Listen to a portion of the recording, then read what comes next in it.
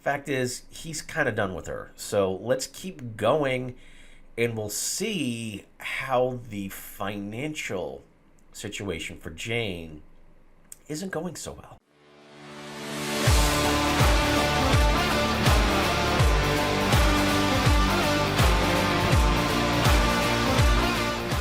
Hi, Jeff Marsacci, the Plain English Attorney, and welcome to the video. I gotta admit, I've been a little bit under the weather, but hey, a part 3 to a popular video that we did has an update, and I wanted to make sure that I was able to get this into the schedule and get it out. So please pardon some cracks in my voices and maybe an occasional cough. Now, there was an update. This is for the story of the gentleman who, on the day he found out he had a terminal diagnosis, went home early and found out that his wife was having an affair. And we went through the estate planning steps that he made in order to cut her out of the will. Now, there was an update from the part 2 between what I'm going through now, but it had nothing to do with estate planning. It's a friend of the wife went to him and said, look, I think your wife's cheating on you. She kind of admitted it to me, but she was drunk and whatnot. So he just kind of pushed that off and said, look, I'm going to take care of it in my own way. Please don't say anything to her. Okay. And that leads us to today, when he confronts her and says, here's everything. I know what's been going on. We're done. So let's go ahead and jump right into it. I discovered the affair when I came home early to tell her about my diagnosis, confrontation, and aftermath. Mike Tyson said everyone has a plan until they get punched in the mouth. Yes, every plan does not go exactly as you vision. Mine is not exempt from this reality. I will take a moment to set the table of my plan for you. Jane and I have a weekly date night, and we generally use the same restaurant. So much so, we have a regular table. It is in the back, still public, but away from the high energy near the bar. I decided that this would be the place I confront her. I plan to do it after the end of dessert. Okay? I got my lawyer and his wife reservations at the same time. I gave our server the payment for both of our parties' meals before we began. She has been our server for years. I had Carol on call, that's the friend who went to him, to help Jane after I leave. My plan was to end the meal with a conversation about our relationship. I wanted to record it. Then I would confront her, tell her about how I know, my diagnosis, and the plan for what I want, and give her a letter asking her to not contact me or my family or come to the farm. I would have the letter witnessed. I would also leave her a briefcase full of evidence along with the divorce papers. Then get up and walk away. I expected her not to make a scene to protect her, quote, social status. If you think it's important for educational videos like this to get out there, then please help us out by subscribing to the channel.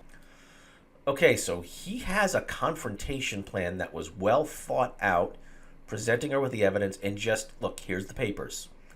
He's done with her. So let's go ahead and see how the story unfolds. But there is an estate twist here. There is. Not for him, but for her. I did record the conversation. She gushed about how great our relationship has been over the years. She talked about how great we were as a team. I asked her if I treat her right, have I ever abused her, etc. She said, of course not. Then I asked her, why did she cheat on me? She stated that she doesn't know what Carol told me, but she is wrong. I told her I had already known before Carol told me. At that point, everything I think Jane had prepared to counter this conversation left, and so did the color on her face. All she could do was ask, what? I then told her to let me get through this without interruption, and she shook her head in agreement. She went from a confident and prideful woman to a woman with the deer in the headlights look. All she could do is nod. I then explained how I came home after my meeting with my doctor. I was rushing home to have the most difficult conversation with the one person I wanted to talk to. I explained that when I drove up, I saw his car. I then checked the cameras and saw they were in privacy mode. I decided then to go to the farm. I told her that I still had footage, and she almost interrupted to ask how. But I put up my hand to remind her to let me finish. I told her about my diagnosis and plans not to fight the disease. I saw the heartbreak in her eyes, and I got angry. How could she feel sorrow for me? But I moved forward. I then signaled the waitress, and she went over and got my lawyer. They both came to our table. My lawyer handed me a briefcase and a folder with a letter. I told her that I don't want her to contact me or my family or come to the farm after I left tonight. I signed the letter and asked the server to witness it. The server and lawyer then watched me give the letter to Jane. I then dismissed them. I then concluded by giving the briefcase to Jane. I told her I know much more than she expects. I was totally destroyed. That there are divorce papers in there already signed by me, and she can sign them and start the divorce proceedings. I told her I don't expect to survive a contested divorce. That as long as I am alive, she can stay in the home in town. I will be at the farm. I will not see her after tonight. I don't want to hear any excuses. I have called Carol to help her home. In true fashion, Jane kept her composure in public. She just uttered a quick, but I just reminded her that I am leaving and I am done. I went to the server and gave her a generous tip, found the owner and apologized for not giving him a heads up. As I am leaving, I see my son at the door with Carol. Carol passes me with a quick smile, then a concern in her eyes for Jane. My son grabs my truck and his wife drives me to the farm. My son and his wife stayed with me Friday night. I finally got them to go home at midnight. I went to sleep with a great sense of relief, but with a renewed feeling of loss. But I was able to accomplish the task I needed to do. The family came to the farm on Saturday to make sure I was okay. I felt a bit coddled, but it was a good day until Carol came by in the afternoon. She said that Jane fell apart Friday night, but I guess contacted her affair partner, the business partner, on Saturday. After the conversation, Jane realized she was just being used by the affair partner and was really in a bad state. Carol made sure to tell me that Jane did not ask her to reach out to me, but she feels that if I could talk with Jane for a bit, then I could give Jane the strength to keep her out of my life. Carol knows how to frame her requests. So she wants another meeting for closure or for whatever reason, or to try to talk him into not going through with this and whatnot, but whatever. Fact is, he's kind of done with her. So let's keep going, and we'll see how the financial situation for Jane isn't going so well. I reluctantly agreed to a 2-hour discussion at the farm with Jane. I would have someone there for me, and Jane could choose someone to be there for her. We will have a civil conversation. I will not accept being blamed, minimalization, or blame shifting. The purpose of the meeting will be for her to get answers for how to move forward. That meeting happened this morning. Jane picked Carol.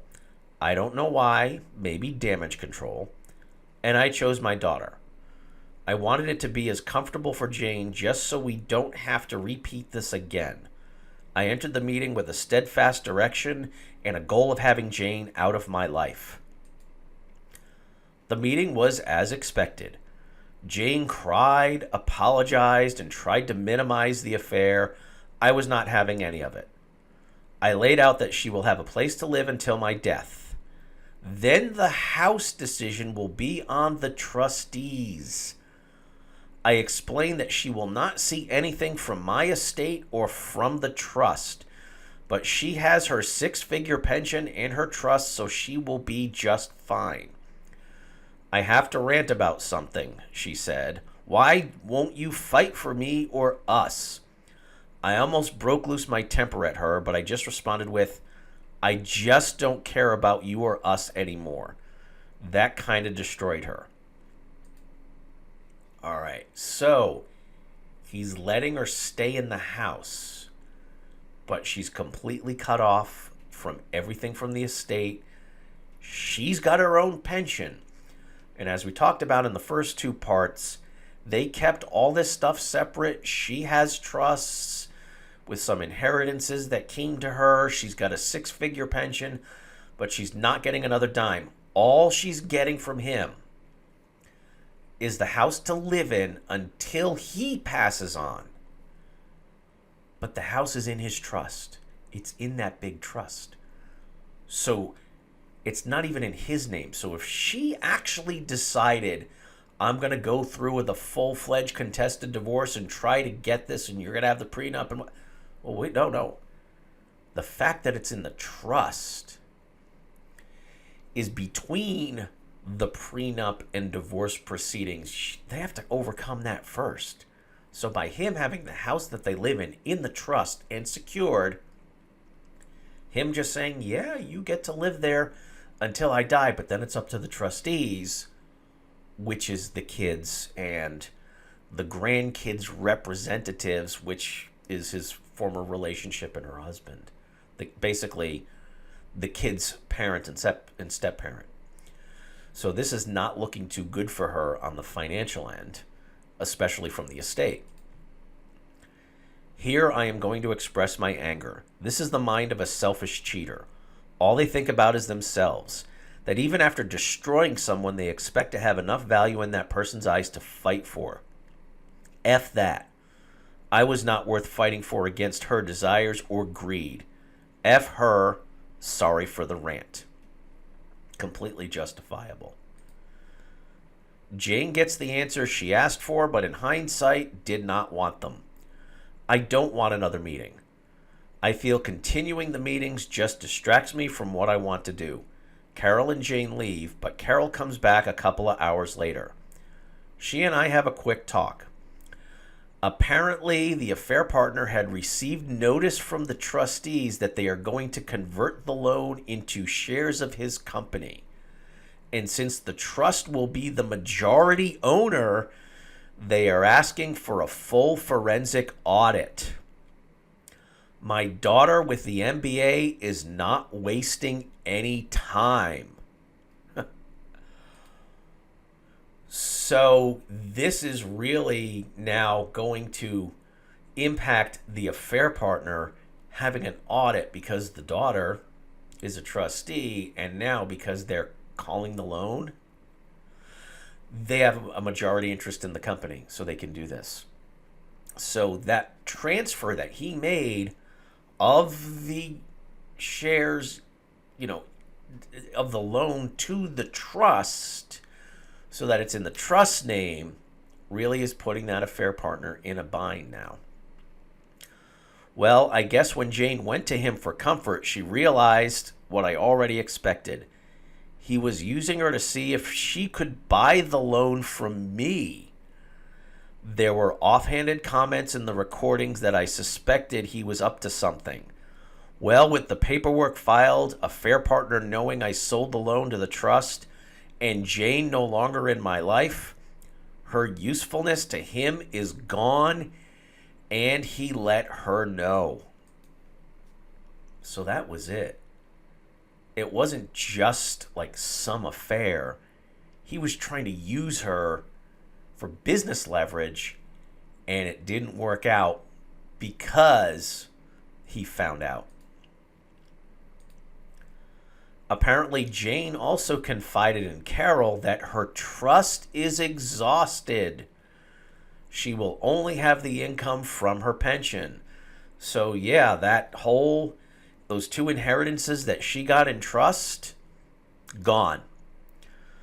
She saw life with AP to be more glamorous than with me.